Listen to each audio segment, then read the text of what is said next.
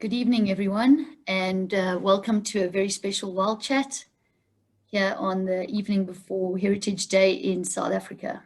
I think we're ready to go.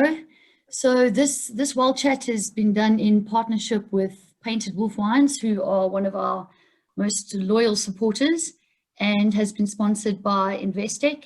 Investec have been supporting our wild dog work in and around the Kruger National Park for the last 12 years. So thank you very much to you guys for all of your support. My name is Tammy Baker, and I'm lucky enough to be a fundraiser for the Endangered Wildlife Trust. And I'd just like to welcome all of our attendees online tonight, to all of the diehard EWT fans that always join us for these wild chats. Thank you very much for your support. All the friends and followers of Painted Wolf Wines and Perold Wine Cellars in the UK, welcome to you all. And welcome to any Investec staff that have joined us tonight. I'm joined by three guests this evening. Jeremy Borg, who is top dog and winemaker of Painted Wolf Wines. Welcome, Jeremy. Thank you. I'm also joined by Gerhard Perold. He's sitting in the UK with his awesome South African flag in the background there. Gerhard is from Perold Wine Cellars in the UK. Welcome, Gerhard. Evening, you. And finally, our very own Cole du Plessis. Cole manages our wild dog range expansion project, and he's going to give us an update on the incredible work that he's doing for this remarkable species. How's it, Cole? Hi, everyone. Okay, guys, we're going to get started. Jeremy, you're going to kick us off with a bit of history about Painted Wolf Wines. Tell us a bit of your story, and then, of course, tasting of some beautiful Pinotage wines. So over to you. Well, hi folks, how are you? How lovely to see you all. Dotted around the world over there. I'm so excited to do this, and this was a little project that was cooked up between Gerhard and my sister Amanda, and yeah, to present some wines to you and to give you an opportunity to meet Cole, who is an amazing guy and doing incredible stuff. Our little company got started, I think we were about 15 years ago now. It was a little while ago, with the intention of initially just trying to raise money for conservation in general, but it soon whittled down to wild dog conservation. I think with everything to do with wild dogs find you. You don't find them. They're on a mission, and they look for kindred souls to operate with. Anyway, they found one or found some in Emma and I, and off we went, and we started Painted Wolf Wines. For those of you that don't know, the scientific name for an African wild dog is Lycaon pictus. Lycos is the Greek word for a wolf, or derived from the Greek word for a wolf, and pictus is the Latin for painted. So hence Painted Wolf, and some of the issues about the naming of the species as well. But anyway, that's a whole nother story, and I don't think we need to go into that story this evening. But yeah, over the years we started making wine, and I, from the very first word go, I was keen to become a credible. In fact, I was keen to become the greatest Pinotage producer in the whole world. But I do have to fight a little bit with Kanankop and with Baz Truter. They have a little bit more experience with me, but I'm slowly clawing my way up the thing. You know, like a good old African wild dog, tenacious, always nibbling at the quarry. So we're getting there. In fact, yesterday, I'm going to show you, I was awarded this rather incredible looking thing. Have a look at this. We all need one of these in our lives. So when you make really good Pinotage rosé, you occasionally get one of these little trinkets chucked in your direction. So we'll start with our first wine this evening. So I know some of you have got Painted Wolf wine. There might even be one or two of you that are drinking Bear's Cliff, but I can't help you if you are. But if you are, still enjoy it. And then a couple of you probably have a cup of tea. We got some people in the United States, they're probably having a Starbucks at the moment. But wherever you are and wherever whatever beverage you have in your hand, I'm going to talk to you about a little bit about rosé. But before I do that, I just want to show you what Pinotage grapes look like. So if you bear with me, I'm going to have some bookwork over here. In fact, see. So the bunches for Pinotage grapes are conical. That you can see over here. These lovely bunches over there. They're conical. They're quite compact. Berries are nice and round. It's got a very distinct leaf shape. The leaf has got like a little tooth in the leaf. It's really quite distinct. I think Gerhard will tell you a little bit about how Pinotage came about, but very distinct leaf bunch. The bunch is easily identifiable. From a viticultural perspective, it's a relatively easy grape to grow. It's fairly resistant to diseases apart from something called downy mildew. And downy mildew is something that strawberries get as well. So in places that have too much summer rainfall, it's not necessarily so suitable, and it's not great for in those instances for organic production either. But anyway, we have a lot to get through this evening, and we're not having a viticultural lesson. We're going to do a wine tasting, and then we're going to listen to Gerhard's fabulous story and Cole's story. So Pinotage Rosé, yes, and this wine yesterday was awarded by the Pinotage Association as being one of the top Pinotage Rosés in South Africa, hence the world, heavens. And it's got a beautiful aroma. It's like cranberries and a little bit of lovely red berry fruit. It's really an incredibly lovely mouthful of wine, absolutely delicious. I hope that there's lots of you out there slurping down a glass of rosé at the moment. How you make rosé like this? This is made obviously with red wine grapes. Two different things are going on. Firstly, a portion of the grapes are put into a press as whole bunches. They're just pressed off very quickly, and that gives you very, very, very light juice, and it gives you also quite floral juice. And then a portion of the berries are crushed, and the berries sit in the press for some hours, allowing a bit of color to come out, and you blend the two together to get this lovely pink color. So without further ado, I'm going to actually move over and let Gerhard talk to you about his story, because he's very important, or his family are very important in the whole Pinotage world. And actually, what I'm just going to say is I met Cole, I don't know, when was it? 10 years ago, was it, Cole? 8 years ago, can't remember. Anyway, Cole was in desperate need of some radio collars for some dogs, and some mates who grow sugarcane in northern KZN, some of whom are displaced dogs to put sweeteners in your cups of coffee and tea in their lives, actually came to the party, and we raised quite a lot of money. And from there on, our friendship has grown, and Painted Wolf now is a key supporter of Cole's project. And actually, the most fundamental thing that we're doing this evening, apart from hopefully you folks getting happy and joyous, is to ask you to donate some money to Cole's project. And Tammy is very good at giving you the give and gain address to do that job with. So we'll move right along here. I'll let Gerhard get on and tell you his family story. Thank you. And then we'll taste more wine. Good evening, everybody. And yes, first of all, Pinotage, a great variety that's very close to my heart, and we'll get to that and why. Let me just have a sip of water. So, but first of all, I wanted to say thank you to Amanda and Jerry and the team at Painted Wolf, and also the team of the Endangered Wildlife Trust, Cole and Tammy, and you guys and background guys as well, to give me this opportunity to share a little bit about me, and why I am here, and why it's important to listen to me. No, it's not. I'm not really the important person. I'm just the messenger. So don't shoot me. So basically, about Pinotage. Let's first to tell you about who I am. Of course, I'm Gerhard, or Gerhard, depends on how you can pronounce it. Perold. I was born down in Cape Town in South Africa in 1980, and you will see the little message why I say 1980 in a minute.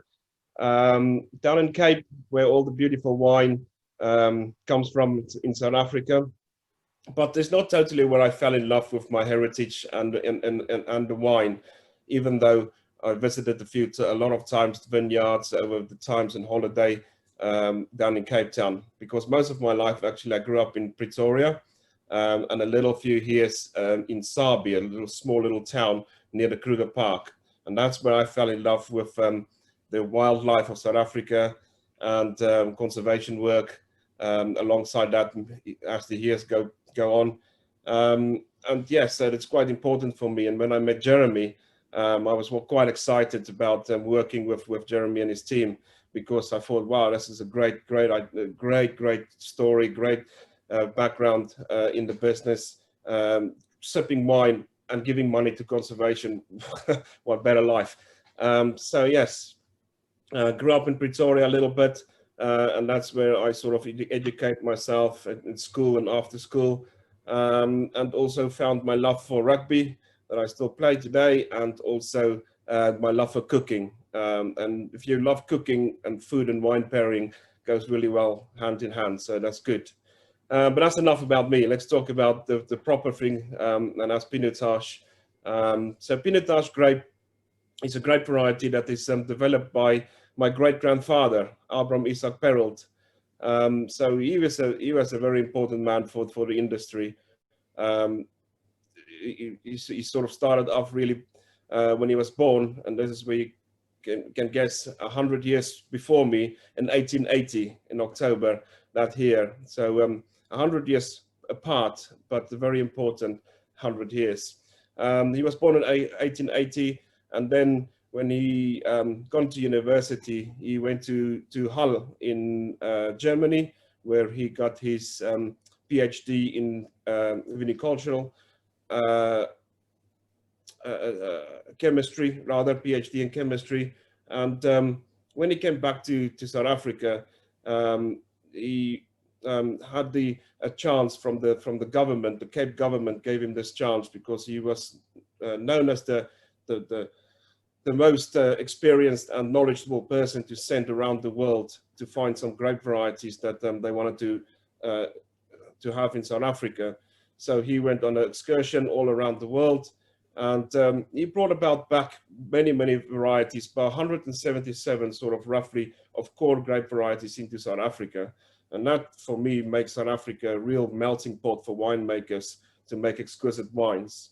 Alongside those were two varietals that he brought back as well, and they are the Pinot Noir and the Senso, or Hermitage, as we would have called it in South Africa at the time. So Pinotage was developed by my great-grandfather around 1924, 1925, depends on which book you want to read.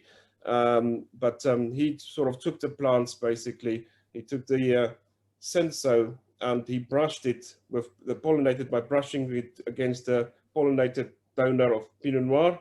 And from this pollination came 4 seeds that he planted in his back garden when he was at the University of Stellenbosch at Welgevallen. And from those 4 seedlings comes all the Pinotage in the world. But that is not where the story ends, really. So when the plants were still there in his back garden, he had a position at KWV. And I think most people who's in the wine world would know KWV very well, one of our big producers in South Africa. But Jeremy's wines is creeping on and getting to those, definitely. Biting, he is biting, definitely, up high. Yeah, so while he was working there, he totally sort of, not totally forgot these plants, but it was there in his back garden. Probably he was a person like me, know about something, but maybe not totally always think about it, and then got back later to it, because actually a friend of his, a young lecturer, Charlie, what's his name? Theron.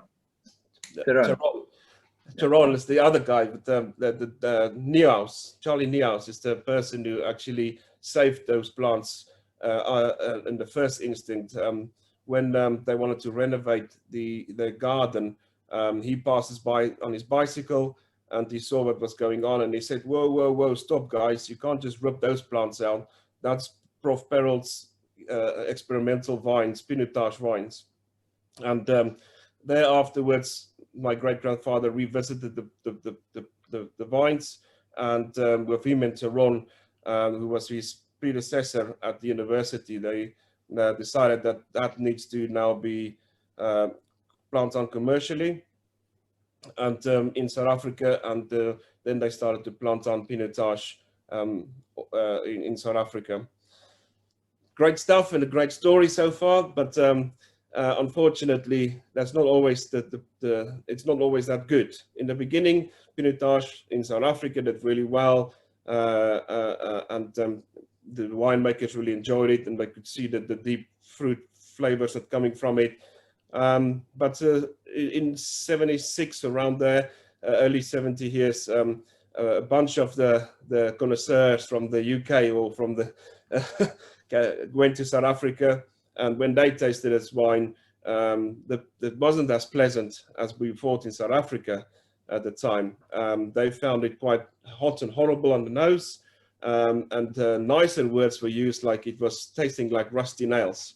So Pinotage sort of dived down and sort of really got lost. Many wine farms ripped it out and stopped planting it on. No new plantings, and there's only a sort of a handful of people who really kept going with the Pinotage. All these bottles of wine people made, they put it back in the cellar, leave it there. No use for it. They'll probably put it in food at some point, or maybe pour it over their fish and chips.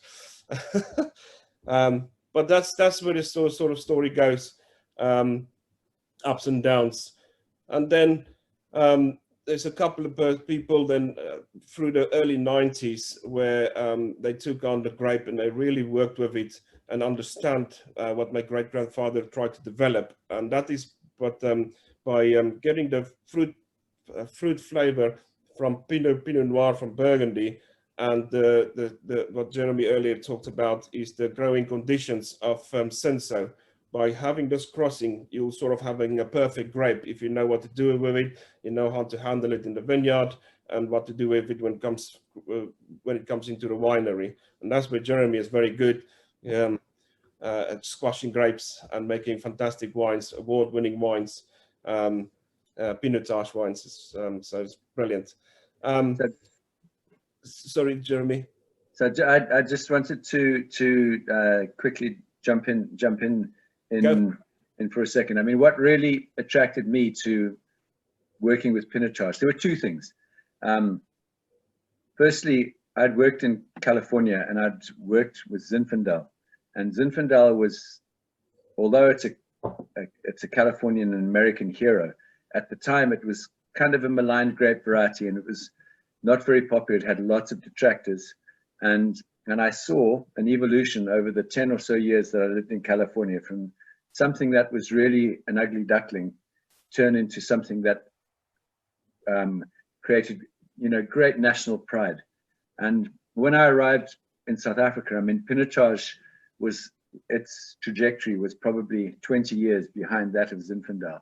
It was, it was really incredibly maligned. I mean, there were very few people that really loved it. And the first winery that I worked in South Africa, which was Fairview, made a very credible and really nice modern Pinotage, and it was eye-opening. And when this sort of wild dog space got into my head, I felt that it was what our talk this evening is Underdogs, and suddenly we had the two underdogs together. We had the much maligned Pinotage underdog, and we had the also much maligned African wild dog underdog meeting one another. And I just thought that if you put these two elements together and you shook them up and you actually kind of moved them in a really energetic and positive way forward, that you could only end up with something that was really wonderful. And it's been a wonderful journey. The other thing I just wanted to talk about very slightly is the book that's behind Gerhard, his grandfather's book. Now that was one of the, this is an Afrikaans version. This book used to be, it was published in English, and it was the only English language significant book on viticulture that was available before the Second World War. And unfortunately, the printer that published that book was in the East End of London, and their factory was bombed in 1940, and the printing plates were destroyed. So the English version of that book, which I think he's got one, it's extremely, extremely rare. And I don't know how much money you pay for it, but my sense is that you pay rather a lot of money if one can if one can find a copy of it. Anyway, I'm going to just move along to our second wine, and this is the 2018 Den Pinotage. I've actually made Pinotage from a lot of different locations and from lots of different vineyards. And this wine comes from, Paarl, and it comes from an area that's called Voorpaardenberg. And it's actually from a farm that has 70 hectares of Pinotage planted on the farm. It's got the largest planting of Pinotage anywhere. And the block that these grapes is 12 hectares, one block. And they're bush vines, these dinky little vines. They're probably no more than about 60 centimeters high out of the ground. And obviously when they have canes on, they are a bit higher than that. And vines with some age, probably about 25 years old. This wine actually is made in stainless steel tank, and it's made with an oak method, which is staves, which are large, long oak, similar to the oak that they make barrels with, but you're able to toast the oak on both sides, so it ends up being less expensive. And the oak in this wine is primarily from the United States. American oak giving you sweet sort of vanilla flavors, some aromatics of coffee and chocolate, and really very nice dark berry fruit and soft tannin. Just a really lovely wine. And yeah, so I think without further ado, we should bring Cole in to talk about the project that he runs, and a project that we are so delighted to be involved with and to help with a little bit of the funding towards. And yeah, thank you, Gerhard, for sharing. I know there's much more to the story, but I'm mindful of the fact that we need to move along over here. So if anybody's got any questions for Gerhard, please pop them to him. And yeah. Anyway. No, that's fine. I suppose, yeah, I could go on for a bit about Pinotage, but the main story, if you wanted to find out more, then ask me, and then I will come back and tell you, because I want us just to sort of conclude at the end that how important Pinotage is, and bringing that back into the UK for people to taste. But as we said in the beginning, this is about give to gain. So Cole will tell you all about that, about the wild dogs. But please open your wallets and give to gain tonight, because that's what we want to do, is give money back to that. So thanks, cheers. Cheers. I've got a couple of wine questions quickly before Cole kicks off, if that's okay. Sure. I've got a question here from Ken that says, what other crosses with Pinot Noir were attempted aside from Cinsol? Can I answer this? You can answer this, or I can answer it. As far as we know, there were no others. That's correct, isn't it? That's correct. There's no other crossing with Pinotage. I think there's only two very important crossings in the wine world when you study into wine that sort of teach you about them. But Pinotage is one of them, and another one is for a German, I think a German cross somewhere. But that is. There are a few. I mean, there's Müller-Thurgau is a very popular grape in Germany. But I think, yeah. But I mean, there's actually a whole social history and a whole other substrata, and the reason why Gerhard's great grandfather tried to make this grape variety, but actually history and the reality of the times actually moved along and made what he was trying to do no longer so important. Actually, what he was trying to do, what Gerhard's great grandfather was trying to do was actually fix the outcome of of agricultural catastrophe in the Cape, which was a consequence of the Anglo-Boer War, First World War, and then an outbreak of a grape pathogen called phylloxera in the Cape. And he was a Christian man who was very concerned with trying to actually do good for the society around him, and that was the motivating factor for the creation of Pinotage. But by the time it got going, circumstances had moved on and things were not quite so dire. So I think it kind of lost its focus, and his academic life was very busy. Yeah. So that was I think, yeah. Thanks, Jim. I've got another question here as well. Any reason? It's from Greg Wilson. It says, Yes. Any reason for moving the rosé from a Bordeaux to a Burgundy bottle? Just looks posher. Is that No reason then. Yeah, well, that's a good enough reason, isn't it? That's a good enough reason. Yeah, it's all about beauty. Beauty of the beast. I love it. I love it. Thanks so much. I've already received donations from Dawn and from Greg, and I've also received something from.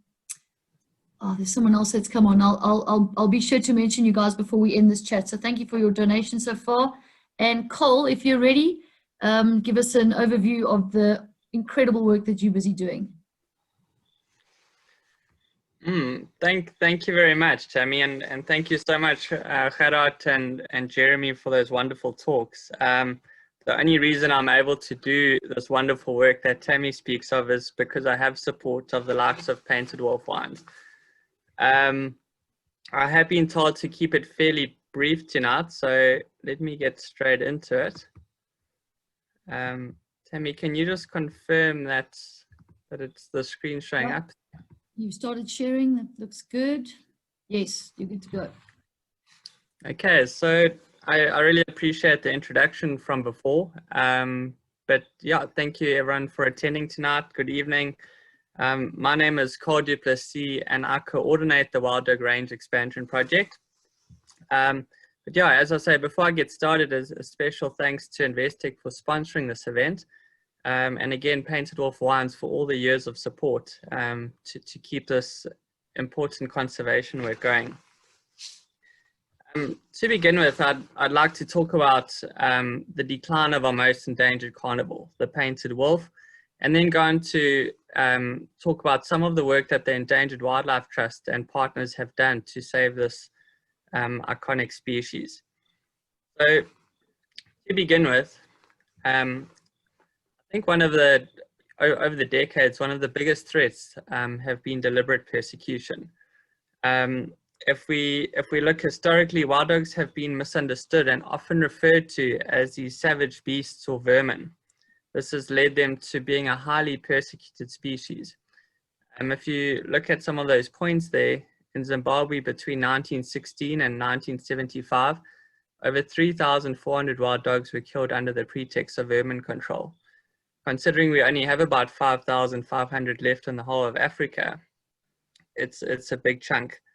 But it wasn't just Zimbabwe. In the case of Namibia, 156 wild dogs were persecuted in just 1 year. And even right here in South Africa, we've had 1,140 wild dogs that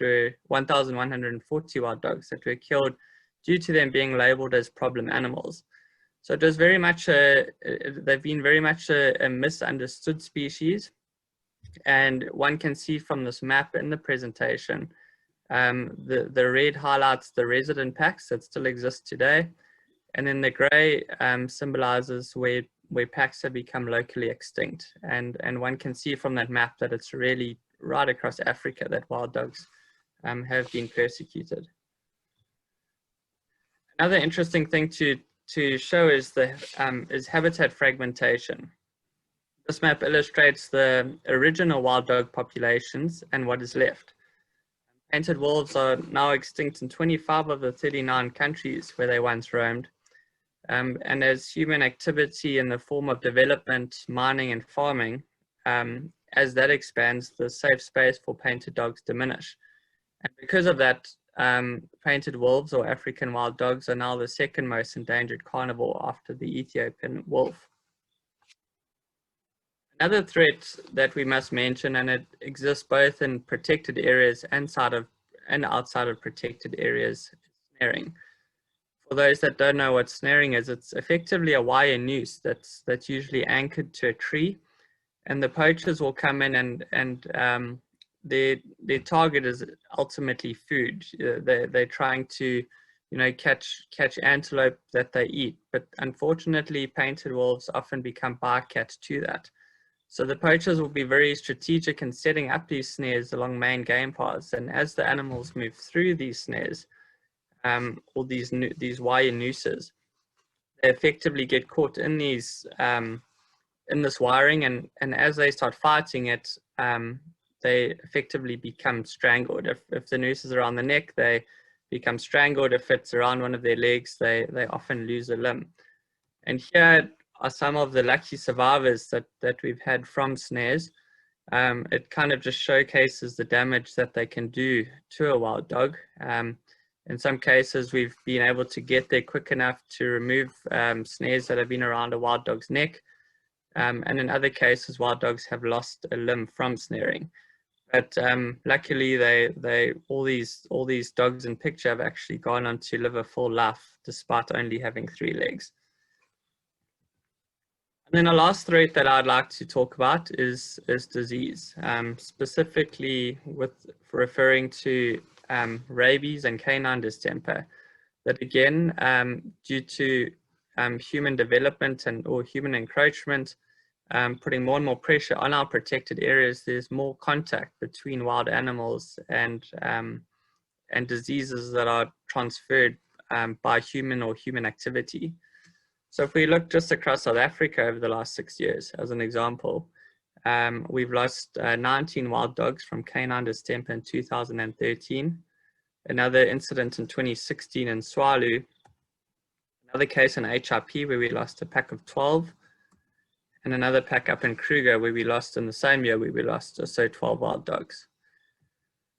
And in terms of rabies, also a very real risk up in Madikwe, Limpopo Leopardi, which is just borders northern Limpopo, Blue Canyon, and yeah, in total, if we combine the effects that both rabies and canine distemper have had, it basically amounts to about 95 wild dogs that have died in just 6 years.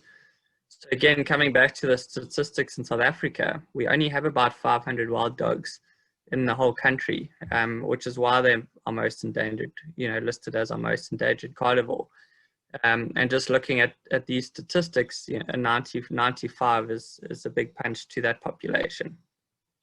So basically, these are some of the major threats that our painted wolves suffer from, and they're very diverse threats and they're hard to manage. And it really takes a holistic approach with good collaboration and good support to kind of keep these guys going.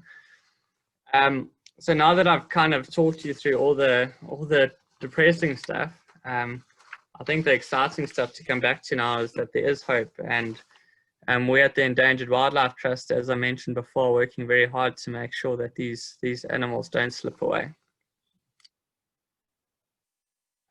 If I could take you back to 1997, in South Africa, the major conservation efforts go back right then when it was really first identified that the only remaining population in the whole country was in the Kruger National Park. So a workshop was held at the EWT headquarters to address the conservation and species persistence problems facing the painted wolf. Of interest was the development of the wild dog range expansion project to establish a second viable population outside of the Kruger. A second and linked priority was identification of suitable conservation areas that could support pack reintroductions. So this map and the lists over to the side of the view lists reserves outside of the Kruger National Park that currently host wild dog populations. And so it began from 1997, where wild dogs from source zones such as the Kruger National Park, and even at that stage, some of our captive centers, taken to start reintroducing wild dogs. This is a picture of a wild dog running across South Africa, but unfortunately that is not the case.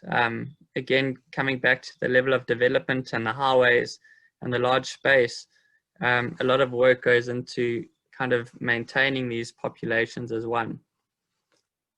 And this here is just a little video to showcase some of the field work that goes into keeping this going. This is Dr. Rowan Leeming immobilizing some of the wild dogs.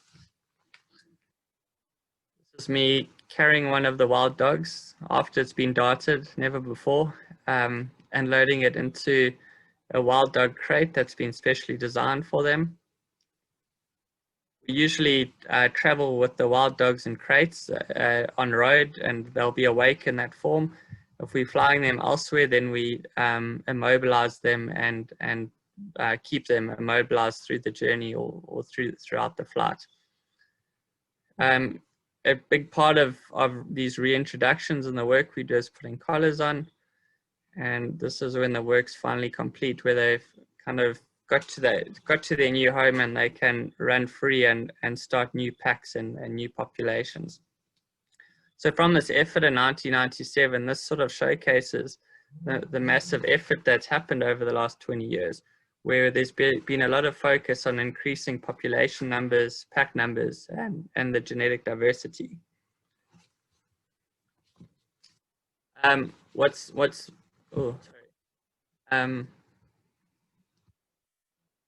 been exciting about this effort is it's not just a case of increasing or producing as many wild dogs as possible. There's a lot of strategy that has to go in it.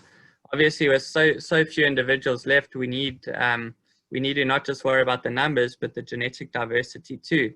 So not to get too much into the science, but the three main figures that we kind of use to measure genetic diversity are the average number of alleles, heterozygosity, and inbreeding coefficient. And as you can see from this graph, in terms of some of the genetics that we currently have in the wild dog range expansion project, they now exceed the genetic diversity throughout most of Africa. In fact, the only other free roaming population that's on par with the work we're doing is in Wangi National Park in Zimbabwe. So the great news about this is we're not just increasing pack numbers and population numbers, but we're also increasing the genetic diversity, which a lot of people, I think, associate genetics with, or like inbreeding with, an animal having 5 legs or 3 eyes. But the truth behind it is more based on their immunity. We have found through research that the more diverse the genetics are, the stronger their resilience is to disease. And because of all these great efforts, the exciting thing is we haven't just achieved our targets in South Africa, but we've also got to a point where we're actually getting to the point where our carrying capacity is being reached. And yes, there is more work to be done in South Africa to increase safe space. But what's really exciting is we now have the ability not just to maintain our population, but to restore populations in the rest of Africa. And this is just an article that made the National Geographic, and it's based on the reintroduction we did in Gorongosa National Park in 2018, followed up by a second introduction in 2019. And Gorongosa has been a really special story for us because we've now introduced 2 packs there, which amount to 29 wild dogs, and the population is now over 90 as of this year. That's 90. So we've managed to restore a population where there's literally nothing seen for decades to a very functional and viable population today. And with these efforts and this positive momentum, we've started identifying sites right throughout Africa.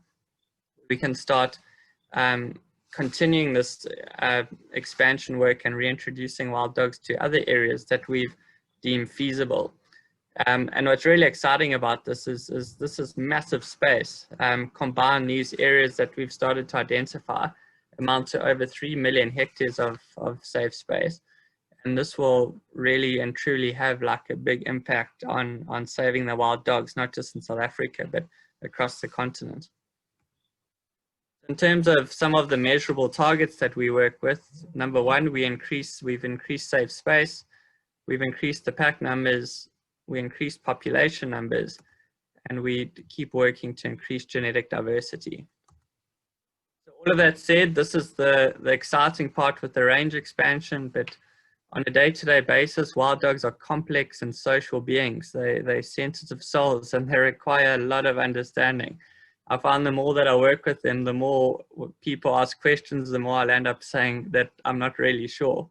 And that's often the honest truth, because, you know, we're learning from them every day.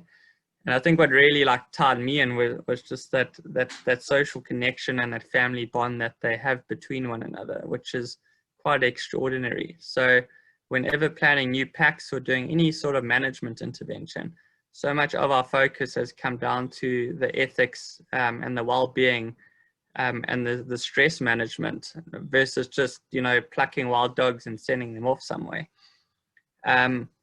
So research is very important, and we've put a lot of effort into researching their stress drivers and their genetics, and effectively the more we know about the species and their social interactions, you know, the more we can kind of be more proactive in our conservation approach.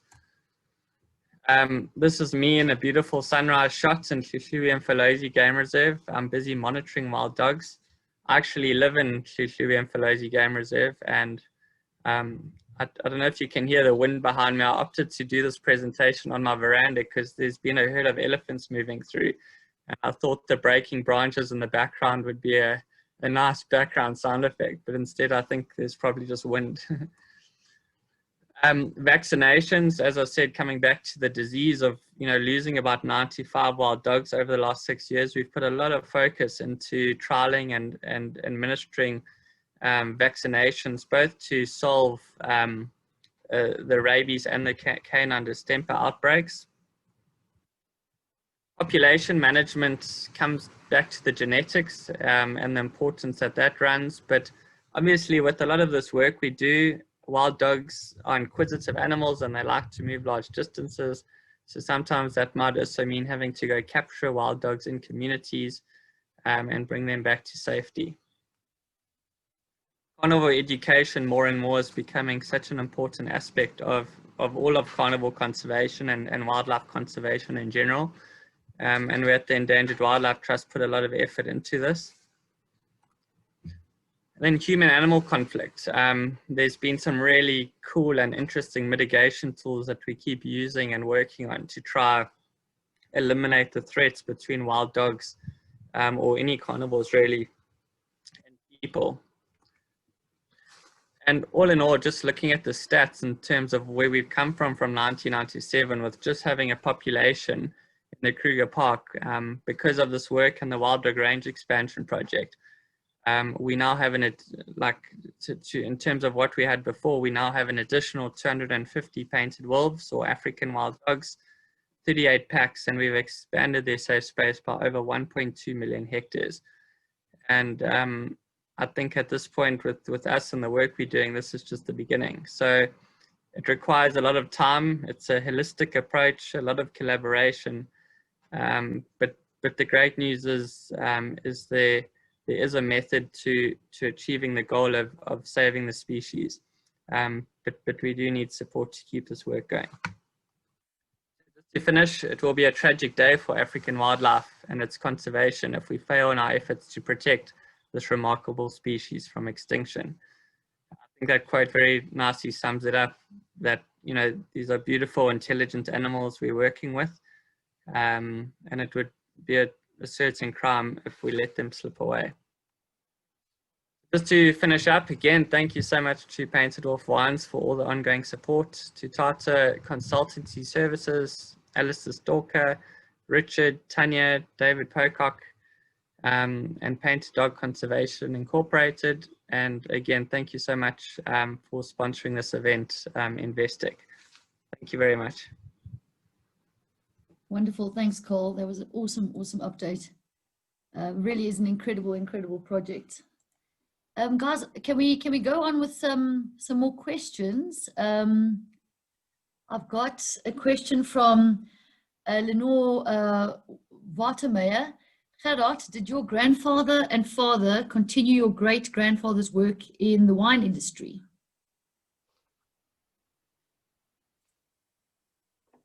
Is Gerhard on mute? Oh, there he is. Sorry, yes, no, there we go. I'm back now. Sorry, yeah, just trying to find the mute button and then press the camera. By drinking the wine, yes. No, not much really. My grandfather done other important work for the country. There's some roads built in around the Cape that is actually that he'd done with some Italian prisoners, but that's another story for another day. And my father, no, didn't continue neither with that work, but he's gone into forestry and done work in the forestry area, so a different path really, I suppose, in that sense. But I decided with my little bit that I know and the things I learned through the years and the love for wine and the passion I have for it, that why not sharing the story, and then that's why I decided to do what I do now, and that is by sharing Pinotage and the grape varieties that grows in South Africa, and try to bring that all in and share that to the public in the UK. So yeah. Very nice. Thanks, Gerhard. Our next question, and I think you touched on it a bit in your presentation, Cole, but maybe you can elaborate. From Paul and Katrine Barnard, they've asked, is it an option to vaccinate dogs against rabies? Hi, Paul and Katrine. Yes, so we've had a lot of success with rabies vaccinations. I think what we do know is, especially with what some of the vets that we work with have found is, we can give the vaccination and it boosts 3 years later, and that will usually treat a wild dog for up to 3 years. The biggest challenge that we found is the logistics of it. Is obviously we've got packs right across the country, and we're expanding more and more into Africa. And the real challenge is being able to to have the funding and the logistics to always get there and to find the packs. So we do put a lot of effort into putting satellite collars onto wild dogs, or GPS collars. This way we're able to go out, find packs, vaccinate them, monitor them, and account for them. So yes, there certainly is a vaccination. I think that the challenge, and they actually are fairly cheap. The challenge is getting to the packs, finding them, getting a vet there and actually darting them to administer the vaccination. But yeah, it's certainly something we're working on. And whenever we now take wild dogs into new areas for reintroduction, it's become standard protocol for us to at least give them that initial vaccine while we have them in hand, which from the science should last about 3 years. Yeah. Cool, thanks, Cole. Another question from Bonnie Reeves. Cole, how are the crates designed for the dogs? The crates that you transport your dogs in? I guess the short answer is trial and error. There's a very fine line between having a crate that's too small and that's too big. Is we, wild dogs, they're incredible how they travel. As soon as you've got a wild dog that's woken up in the crate on the back of a vehicle that's moving, they often just curl into a ball, and even a relocation that lasts for 10 or 11 hours, they'll often just sleep right through the whole relocation. But the trick is just to kind of make the crate size proportionate to the size of wild dogs. If it's too small, they'll obviously be squashed. If they're too big, then they actually have more room to move and can actually injure themselves or hurt themselves. Another thing that we kind of take caution to is wild dogs are very intelligent and they have great eyesight. So with the crates that we've made for wild dogs is we can't just have breathing holes. We actually have to offset that with a cover, so that they can't look out and people can't look in, sort of thing, because they react very badly to that. But yeah, we also always lay down like a very nice pile of grass as a bit of bedding, which also helps with their comfort during the journey, and it absorbs any urine or whatever that might come throughout the trip. So yeah, a lot of through trial and error, we've got some really good wild dog crates now where the wild dogs do travel in a lot of comfort. Thanks, Cole. I'm just going to stick with you and ask a question from Alice. Alice is asking if the vaccines, can they be administered by a dart instead of having to immobilize the dogs? It's a very good question. So what's really cool from our findings, you can actually do it with the dropout dart. And what's really nice is you can actually mix the canine distemper vaccine and the rabies vaccine in one, and actually give them as a single dose and effectively vaccinate against both diseases. The tricky part is learning the wild dogs you're working with. So because the boosters are so important, it's vital that when you do dart a wild dog, even if it is a dropout, you really need to know who that individual was, take a picture of it. So when you come back 6 weeks later, you make sure that you're darting the same wild dog. So we have found that booster to be very important. And then it also, again, takes quite an experienced vet just to confirm whether the dart would have stuck or not. You know, a missed dart to a dart that ricochets off the shoulder bone might not actually administer the vaccine. So yeah, good shot placement is important, and keeping a record of the actual individuals you've vaccinated is a very important. It sounds easier than it is, but it's an important part of the vaccination process. Sure. Cole, can you give us it's a question from Iris. She's asking how many packs of dogs are there in Shishiri and Mfolozi at the moment, and she said she was lucky to see a pack there last year. Oh, fantastic. Thanks for the question. At the moment, we've got 5 packs running around. It's in some exciting news. We've recently reintroduced 5 males from Swalu Game Reserve, and we've bonded them with 4 females. And it's a little pack of 9 that are currently in the Boma on the Mfolozi section. So they're going to be released in November. So they'll be great for a bit of from a genetics perspective and just boosting the dogs. But yeah, Shishiri and Mfolozi over the last 20 years has by far been the most productive wild dog range expansion reserve.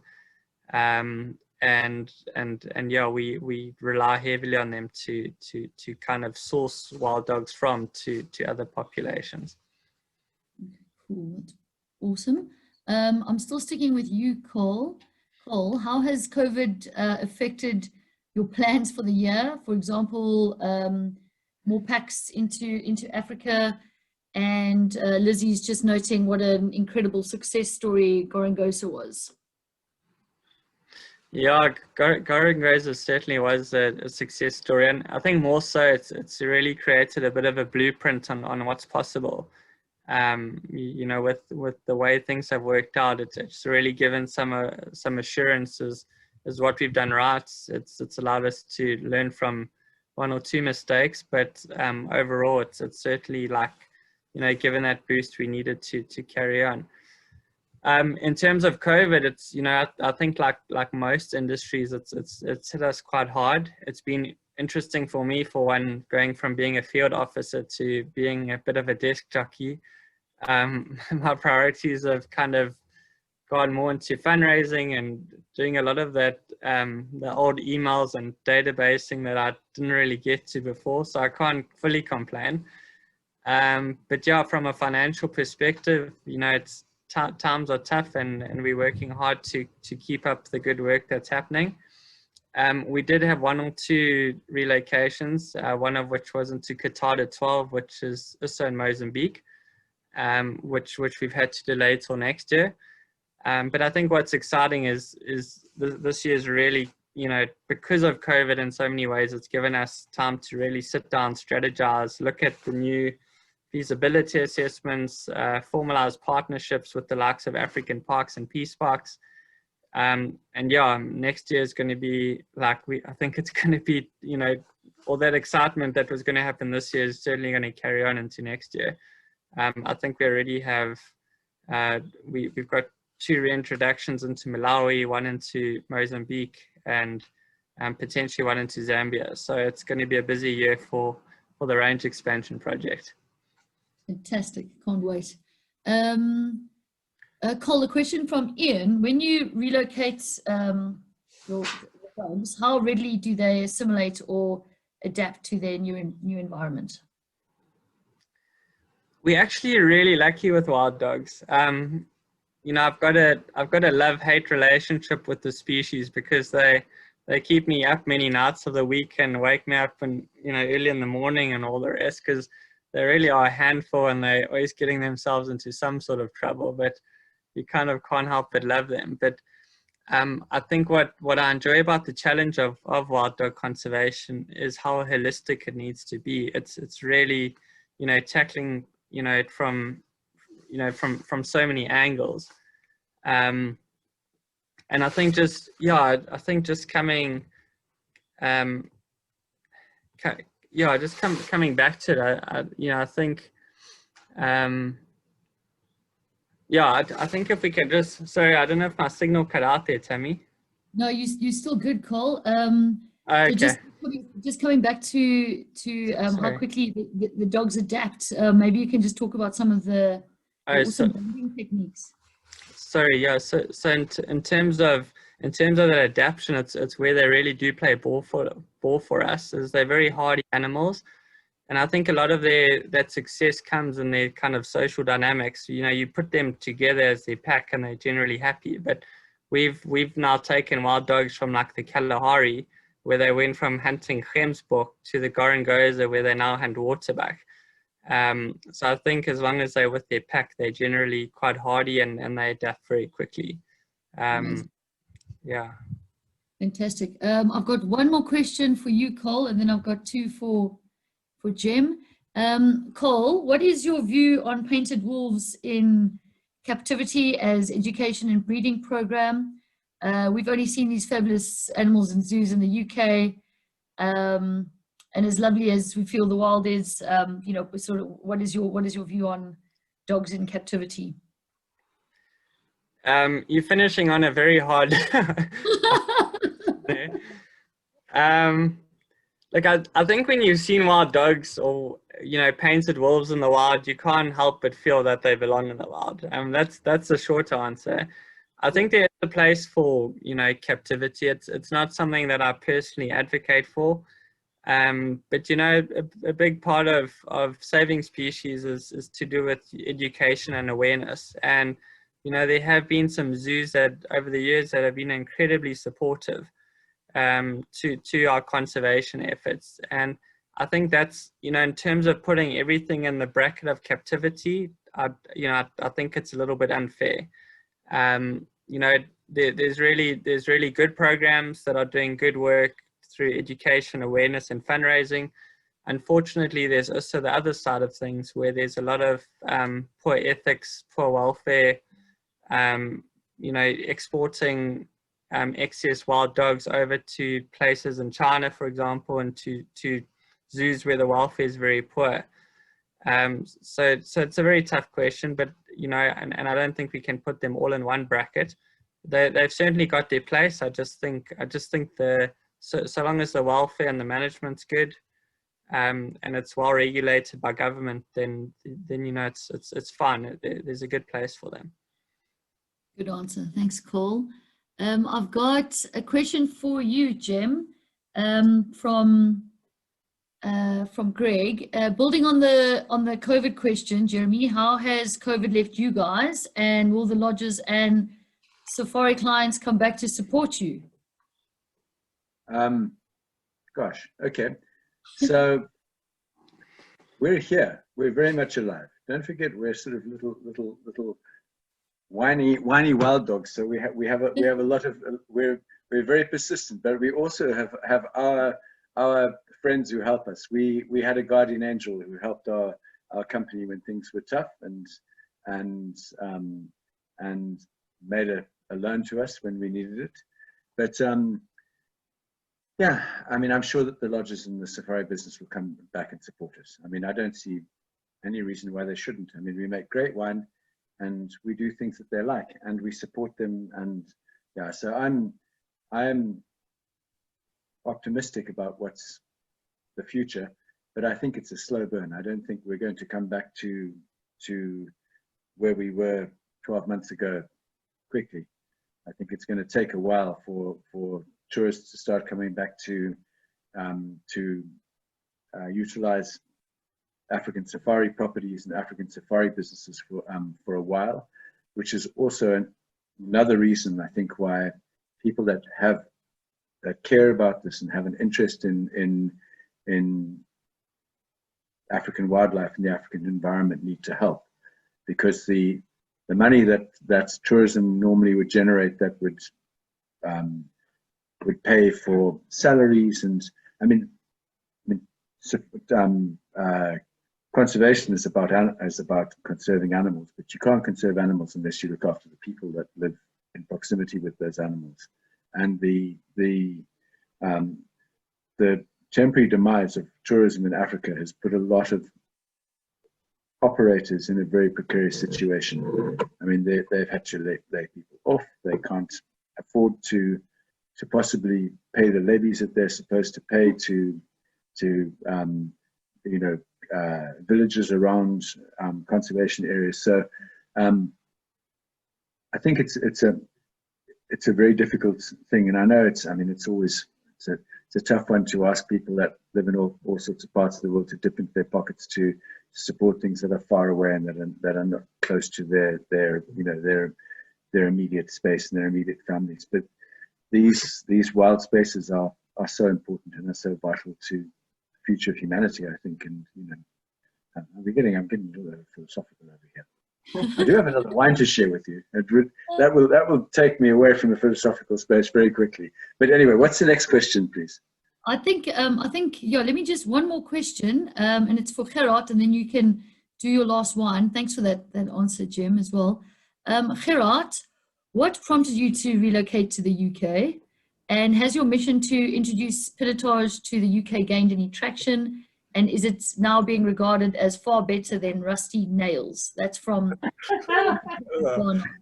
Well, yeah, so for that last part, definitely with winemakers like Jeremy, definitely, it's moved on a million years. I think from the mid-90s, the Pinotage has made a turn.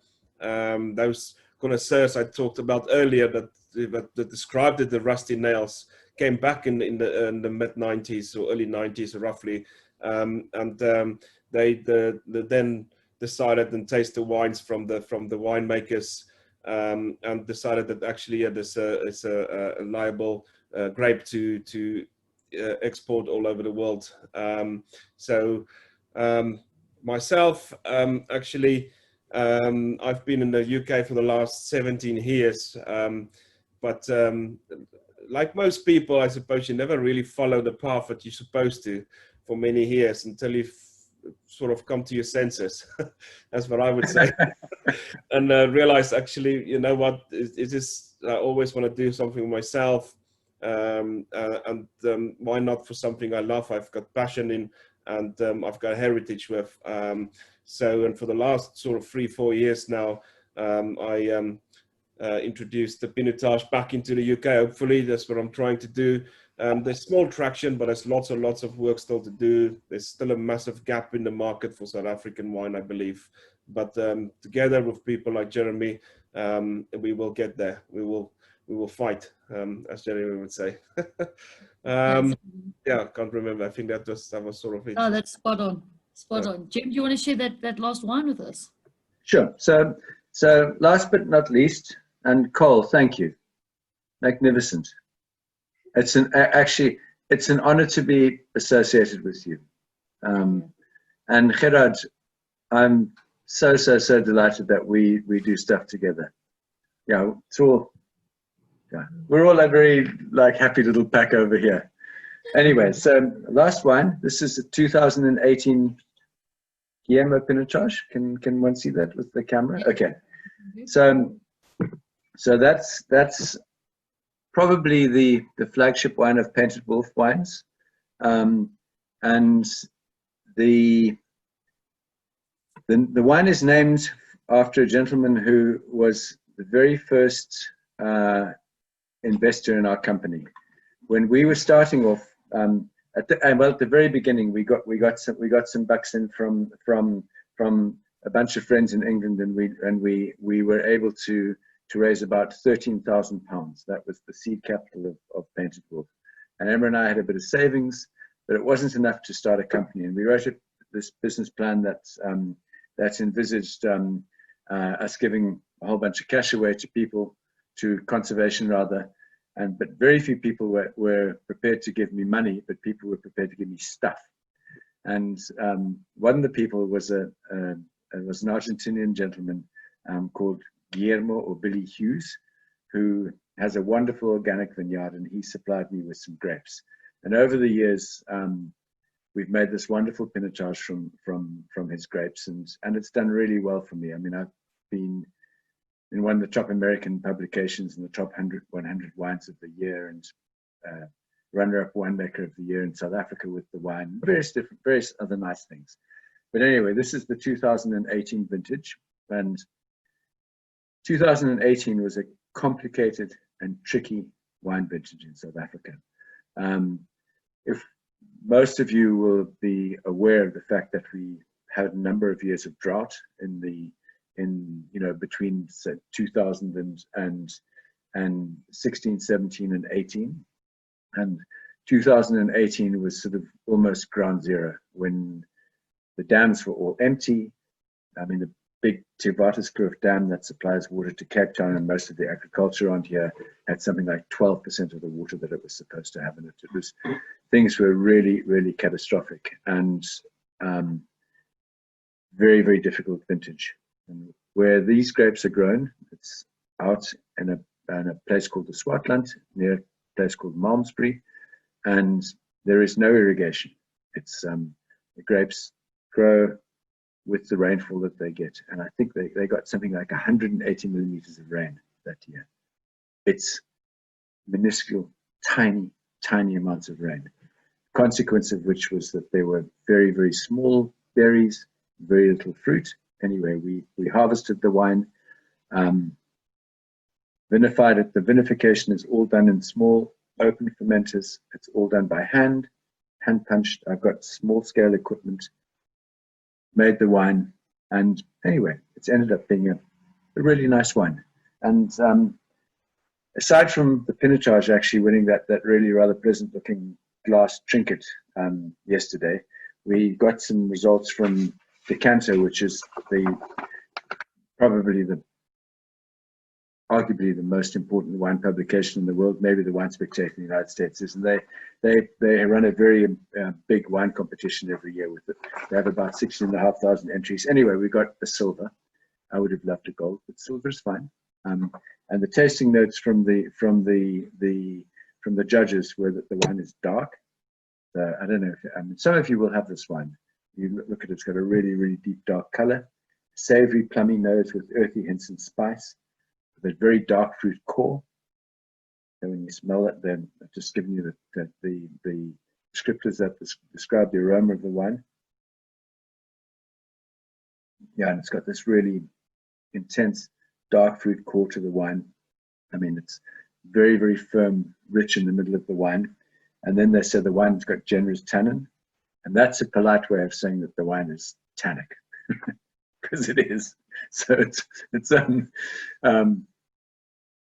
probably one for resting a little bit. But if you can't bear to rest the wine, just cook a nice piece of steak or have something that's got some protein and it'll help fix the wine. And then it says, and then it says that it has some minerally finish, and it does that too. I mean, the soil that this wine is grown on is it's a iron-rich decomposed shale, and it's kind of a cool thing because the soil is about 4 million years old, and it's the youngest viticultural soil in the Cape. It's Malmesbury shale or Bockerveld shale, and if my memory serves me correctly, I think there was a kind of a split in the canid evolutionary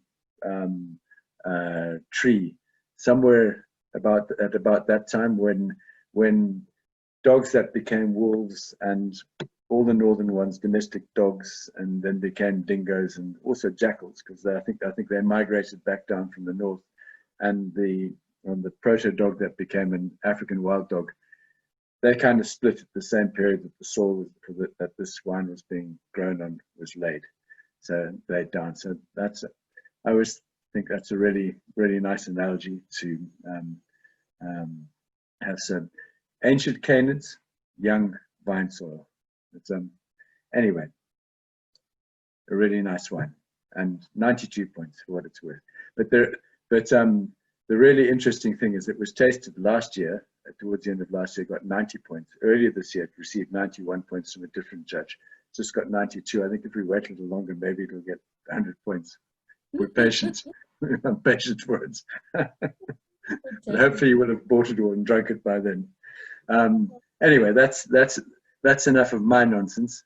And I just have to say that this has been a project and a journey which has given me an enormous amount of pride and fun, and with Emma and my sister Amanda and the rest of our team and all the lovely people that we're involved with throughout the world. I mean, it's just, we're having a great deal of fun, and by doing so, I think we're making a small contribution to something that's really, really important.